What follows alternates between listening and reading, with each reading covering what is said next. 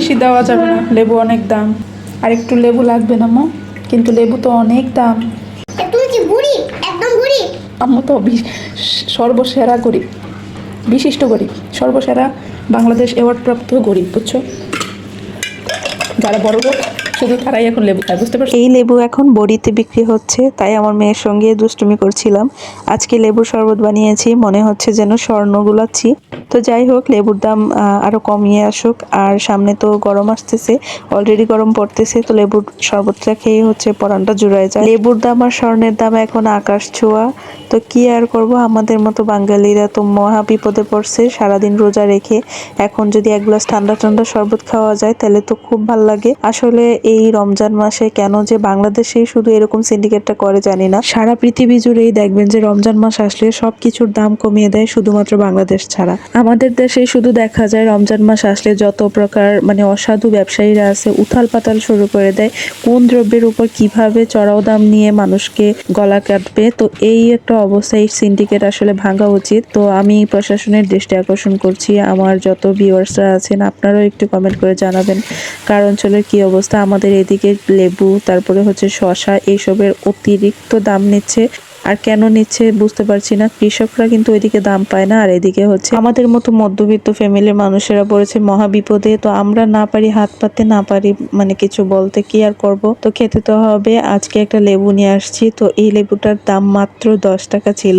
এতক্ষণ যে বললাম কথাগুলো একদম মিথ্যা না, আসলে এখনো প্রচুর দামে, চড়া দামে লেবু মানে বিক্রি হচ্ছে। তো আমি আজকে এটা খুব সস্তায় পাইছি। তো একটা মামা দেখলাম যে ভ্যানে অনেক লেবু নিয়ে বসছে, উনি আসলে লেবুই বিক্রি করতেছিল। তো এরকম যে সমস্ত লেবুগুলা যেন মানে নষ্ট হয়ে যাবে সেই লেবুগুলাই বিক্রি করতেছিল, মাত্র 10 টাকা করে এক পিস। তো যাই হোক, আমি আজকে নিয়ে আসলাম। তো আমার মেয়ের সঙ্গে দুষ্টামি করতেছিলাম, সে টক টক শরবত পছন্দ করে, মিষ্টি কম খায় আর কি। তো আর এদিকে দেখেন আমার তরকারি টরকারি সব রান্না শেষ হয়ে যাচ্ছে আপনাদের সঙ্গে লেবুর দাম নিয়ে কথা বলতে বলতে। তো যাই হোক, এখন আমি একটা ছোট মাছ রান্না করে নিলাম, এটা কাচকি মাছ রান্না করেছি। দেখেও নিশ্চয়ই কিছুটা বুঝতে পারছেন। তো কাচকি মাছটা কিভাবে রান্না করেছি সবকিছু হাতে মাখিয়ে বসিয়ে দিছিলাম। আর খুবই মজা হয় এভাবে কাচকি মাছ রান্না করলে। আমি মূলত এইভাবেই রান্না করি, কোনো ঝোল টোল কিছুই রাখি না। আর কাচকি মাছ এভাবে ঝোল ছাড়াই মজা হয়।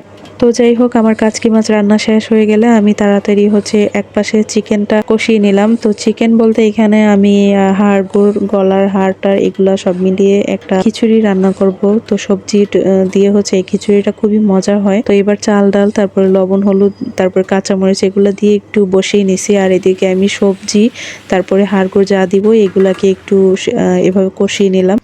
তো আমি দেখেন লেবুর শরবতটা আগে বানাতে চলে আসছি, কারণ টাইম বেশি একটা থাকে না।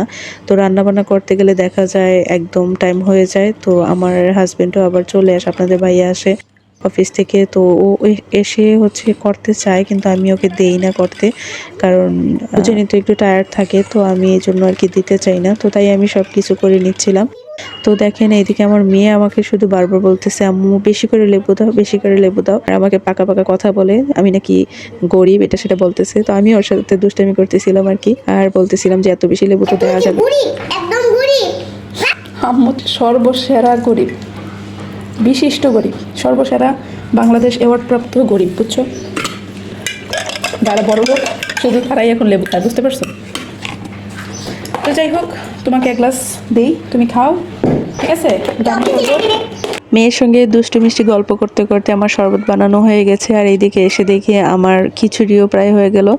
এবার আমি সবজিটাকে অ্যাড করব। তো দেখি যে পাতিল ভর্তি হয়ে গেছে। কখন যে আসলে এতগুলা খিচুড়ি রান্না করে ফেলেছি আমি আসলে বুঝতেই পারিনি। তো যাই হোক, যতবার আমি রান্না করি ততবারই আমি আসলে একেবারেই পরিমাপটা বুঝতে পারি না। সবজি খিচুড়ি এমনিতে অনেক বাড়ে, তো প্রথম দেখা যায় অনেক অল্প, লাস্টে এতগুলো হয়ে গেছে। আসলে দেখেন এতগুলা খাওয়াও হয়নি, পরে লাস্টে অনেক রয়ে গেছিল। তো দেখেন এবার ধনিয়া পাতা দিয়ে দিলাম। এবার আমি এটাকে বাগার দিব। বাগারের মধ্যেই হচ্ছে খিচুড়ি আসল মজা। আমার আম্মু সবসময় এটা বলে যে বাগারটাকে সুন্দর করে দিতে পারলে খিচুড়িটা মজা হবে। তো এবার আমি শুকনা মরিচ দিয়ে দিলাম 2টা। আর এখন আমি বেশি করে এই যে মেথি দিয়ে দিচ্ছি। তো মেথিটাকে ভাজতে হবে পেঁয়াজের সঙ্গে। তো এখানে হচ্ছে কালো জিরা দিলেও মজা হয়, কালো জিরাটা আজকে আমার বাসায় নাই।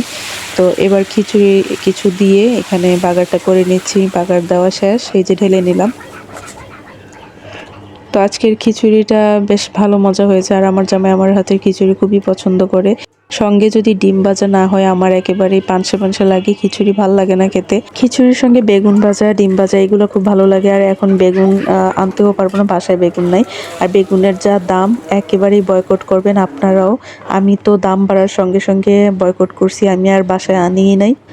আমি বুঝি না বাংলাদেশের মানুষের এরকম কেন, যখন একটা জিনিসে দেখবেন যে অতিরিক্ত দাম তখনই দেখবেন যে ওই জিনিসটা কেনার জন্য আশেপাশে বাঙালির মানে উপচে পড়া ভিড় থাকে। মনে রাখবেন যখন সিন্ডিকেট করে এই ধরনের কাজ করবে, বাংলাদেশে অতিমাত্রায় দাম বেড়ে যায় কোনো জিনিসের, আর আমরা তখন কিন্তু ওই জিনিসটাকে বয়কট করতে পারি। সবজি হচ্ছে পচনশীল দ্রব্য, কখন ওই সবজিকে মজুত করে তারা বেশি দিন রাখতে পারবে না। আপনারা বিকল্প পদ্ধতি আসলে অবলম্বন করেন না কেন? যাই হোক, একটা সপ্তাহ যদি বয়কট করে দেখেন তাহলেই বুঝতে পারবেন আসল রেজাল্ট। অনেক কথা বলে ফেললাম। আর এদিকে দেখেন আমি ডিম ভাজি দিয়ে খুব মজা করে আচার নিয়ে খাচ্ছি। তো আজকে কিন্তু অনেক ধরনের আচার ছিল এটার সঙ্গে। অনেকদিন পরে আসলে ভাজা পোড়া খেতে খেতে পেট জ্বলে যাচ্ছে, ভালো লাগতেছিল না। আজকে খিচুড়ি খেয়ে খুব ভালো লাগছিল। তো যাই হোক, আজকের ভিডিওটা এখানে শেষ করছি। সব ভালো থাকেন, আল্লাহ হাফেজ।